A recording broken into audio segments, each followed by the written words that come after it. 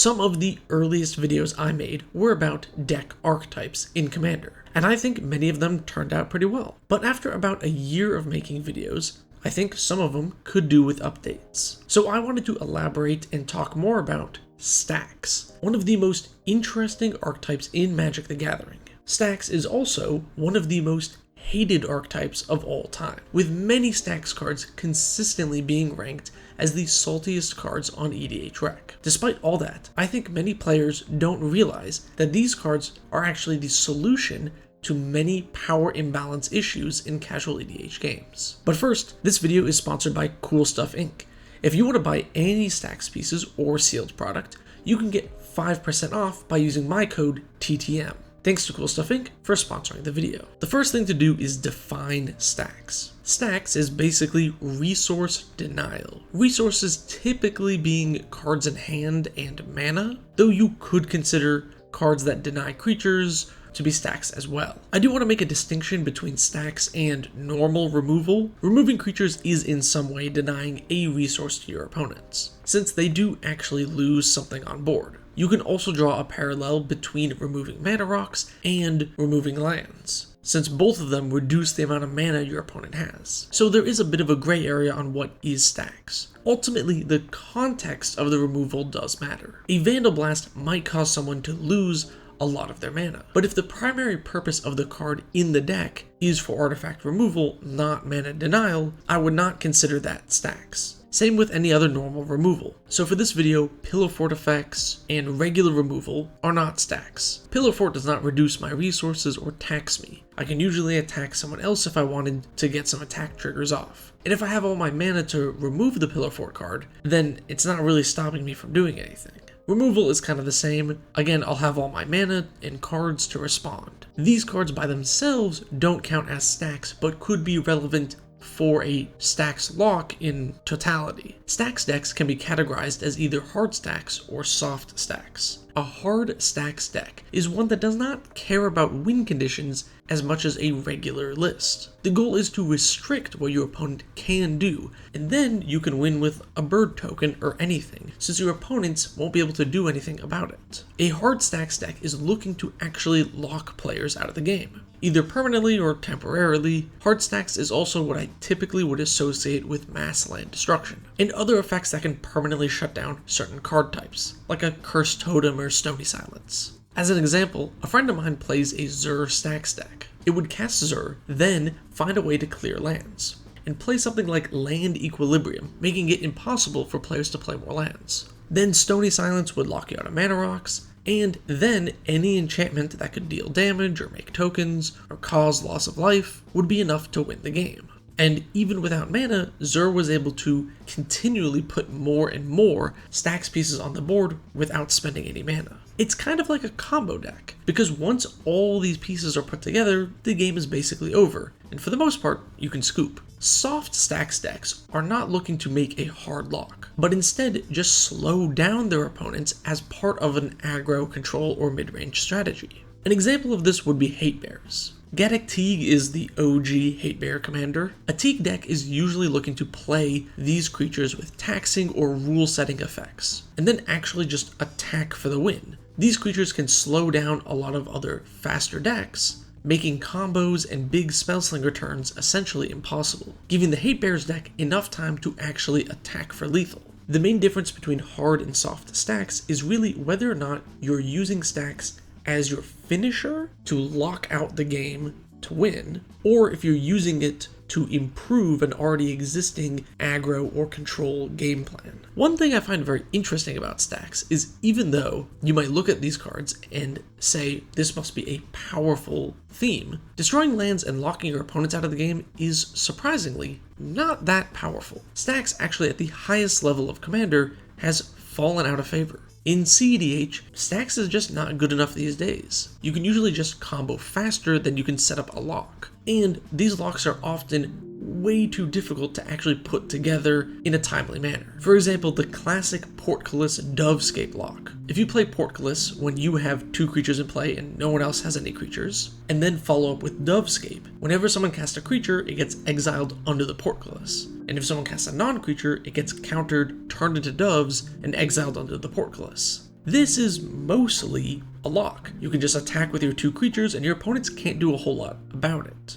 Or can they? The problem is it's not a perfect lock. Your opponents can still use enter the battlefield triggers to get out of this. A simple Reclamation Sage can get you out of this, which means you're probably also going to need something to shut down ETBs in addition to these 2 cards. And you have to play them in the correct order, because the Dovescape has to be the last one you cast. And you need all these pieces. Did you see what I'm saying? That's 3 combo pieces that have to be played in a specific order, and you've removed your opponent's creatures, but you also have 2 creatures in play? Then yeah, it's a hard lock. But at that point, would it not have been easier to just play a combo? And the answer is generally yes. But we're not talking about competitive Commander here. I do think Stax has a role in casual EDH. I'm going to focus on soft Stax first. I think this is a solution to a massive issue facing many casual pods. In casual Commander, one of the biggest causes of salt are power imbalances at tables. Many times, these power imbalances can be caused by new players not knowing about certain combo pieces. They don't realize that they have to remove this now, otherwise they're going to lose. Or their deck lacks the raw power and efficiency to compete against stronger decks. Those stronger decks might be using free spells or expensive staples to get ahead of the rest of the table. Think about the strongest deck at your LGS. They probably have a lot of low mana value setup cards which accelerate them into their big plays, even if it's not a game-winning combo. As I've talked about in the past, most power imbalances can be sorted out by adding some more removal and card draw to your list. But I think a more potent option is soft Stax. These are often rule-setting cards that don't fully stop a deck's resources, but instead bog things down, making it more difficult for a deck to execute its game plan, like Rule of Law or Deafening Silence. These cards, especially Deafening Silence, don't really hurt lower power casual decks nearly as much as stronger lists. Generally, slower, lower power decks are more creature focused and more likely to just play 1 spell a turn. Combo decks looking to slam their A+B combo simply can't do that with these in play. But a precon is probably just going to play 1 card a turn and keep going with no issues. Let's look at some other Stax options. Manglehorn is a great artifact removal card, but it also means your opponent can't combo off with Dockside. Colorless options like Phyrexian Revoker can shut down key combo pieces. In red, we got hate bears like Magus of the Moon, which actually brings me to another point here. Non-basic land hate. Blood Moon effects, Blue Moon effects, and if you're feeling spicy, Ruination effects. I talked about these a bit more in my last video. Here's a card if you want to check it out. Many times, people who play budget decks will load up on basics. These land hate effects will cripple a 5-color all dual land mana base, but your budget mono green list will be totally unharmed. I seriously think that some soft Stax can really help out if you're struggling against a more powerful deck in your pod. These cards will almost always harm the more powerful deck more than the weaker one. You can turn off tutors, extra turns, free spells. These are all great things to shut down, and it's very likely that you don't need to change your deck very much to make these cards one-sided. Generally, stronger decks will be utilizing lower cost free spells to help set up their more powerful plays. You know, the type of play where you Jeska's Will into a threat, or Demonic Tutor for another card. This just doesn't work with Stax cards in play. If you're bothered by combos and efficient high-power decks, I seriously think some of these can help you balance out and weaken the archenemy without hurting your deck. Hopefully, I've convinced you that a little bit of Stax should not be taboo, but it can be a way to slow down faster combo decks and make it so there is less of a power imbalance. But I think this next section of the video is going to be a lot more difficult. I really love Stax as a concept. I think resource denial is genuinely unique to MTG and something special. Hearthstone does not let you destroy all your opponent's mana crystals. Pokemon does not let you lock players out of playing energy. And Yu-Gi-Oh! Doesn't really have resources in the same way as a normal game. The idea of taking something so fundamental to the game, like the resources you spend to cast spells, and limiting it is very interesting.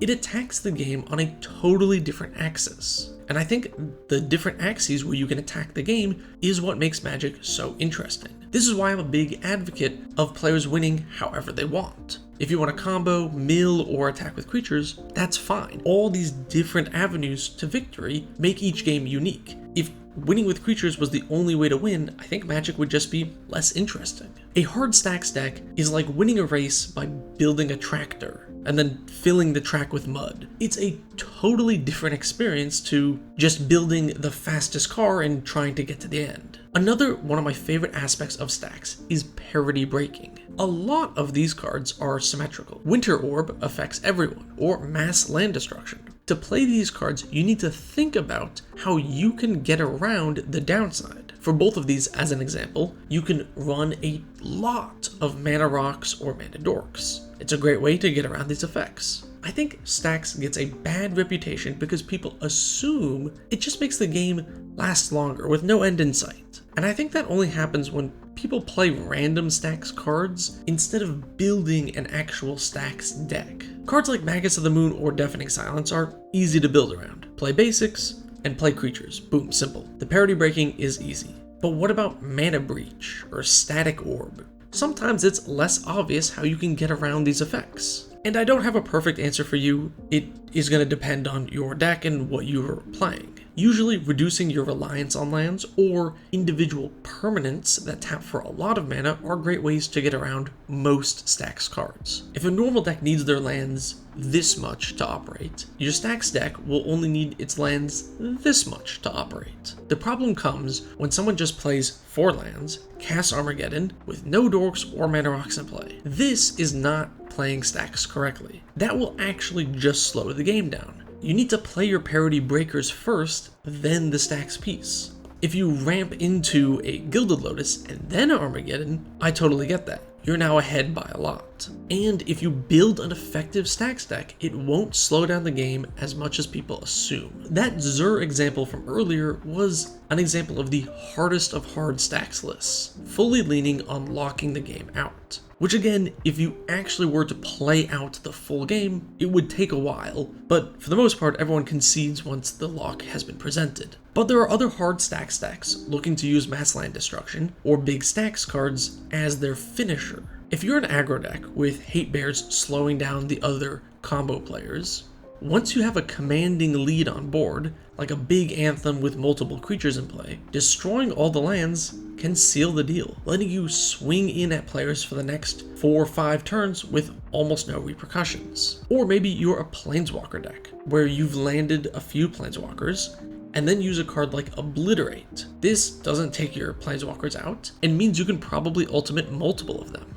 When properly built around, these mass land destruction cards can easily speed up a game instead of slowing it down. Instead of the Super Friends deck casting 4 board wipes to continuously clear creatures, one big Stax card can just seal the deal and everyone can scoop. It'll probably speed up the game at that point. Stax also means lands decks can actually be punished. At most casual tables, there is no downside to playing all the ramp in the universe and making 10 copies of Field of the Dead. Without MLD effects, how do you actually punish this? Mana denial has been a part of Magic since Alpha, and this is part of how Magic was designed. It reminds me of a Richard Garfield quote. When asked, "Can you tell us how Magic was intended to be played? Blue spells, turning creatures sideways, or something else?" Richard Garfield said, "Magic was intended to be a hugely varied game with lots of different avenues for play, which changed over time. It was not meant to be simply creatures forever. There has been a conflict between this view and reality for a long time. Cards that destroyed mana or forced discard were hated, but I wanted them to be part of the environment. I wanted cards people loved and hated rather than cards people thought were alright. This doesn't necessarily play well with a constructed tournament environment. You can, however, often get the great variation I like with draft or cube environments. And although I am personally not salty about Stax at my tables, I understand why people are. They feel like their ability to play has been stripped away, and I see that. But I think the issue with Stax being so salty is because your ability to win getting taken away is very visible. Many of these Stax cards or hard locks need time to set up. You can't just Ravages of War with 3 creatures on board. You need a winning board state, then clear the lands to push for a win. But we can say this about almost all casual decks. There are lots of times where a player untapping with a certain card in play is the setup for them to win. Or if they don't literally win that turn, they might have so much advantage that the game is over. And yeah, with Stax, you can see the game is over very clearly, as you face down 3 Planeswalker ultimates and have no lands in play. But when you're staring down a mono green deck with a mana doubler in play, you might think that you're still in the game, but the controller is basically unplugged at this point. Both of these situations are a lot more similar than you might think. The turning point of a game where you lost is not often the last turn of the game. The real answer to avoiding the losing situation is by learning what the setup cards are and removing those before they can get the final piece in play. I'll leave off with a few examples of how to take advantage of Stax cards in your lists. Some are pretty simple. If your deck is mostly creatures, Deafening Silence is an easy add. If you are monocolor or 2 colors with a lot of basics, all of these non-basic hate cards will cause you no harm. A stricter Rule of Law effect can be good if your commander is a mana outlet, where you can just dump mana into it instead of actually casting spells. Many of these old big Stax cards don't hit enchantments or planeswalkers, so you could play these at the top end of an Enchantress or Super Friends deck. If your deck has a low mana curve and doesn't draw cards very well, then restricting card draw or causing other players to discard will probably not hurt you very much. Green lands decks can play cards with shutdown artifacts, since you probably weren't playing any mana rocks anyway. Also, mana dorks are great ways to get around land destruction. Permanents that tap for a lot of mana can be used in tandem with cards that tap down permanents, since untapping 1 Gilded Lotus or 1 Lotus Field will usually give you enough mana to cast whatever you need, even under a static orb. Hopefully I've convinced you to at least try a little bit of Stax in some of your decks. I hope that you use Magus of the Moon to shut down some 5-color list that has been terrorizing your local game store. I really think that these can slow down faster, stronger decks and boost the power of weaker decks at the table. But let me know what you think. Do you find Stax interesting? What do you think about using Stax to hate out combo decks? What are your thoughts on Stax as a way to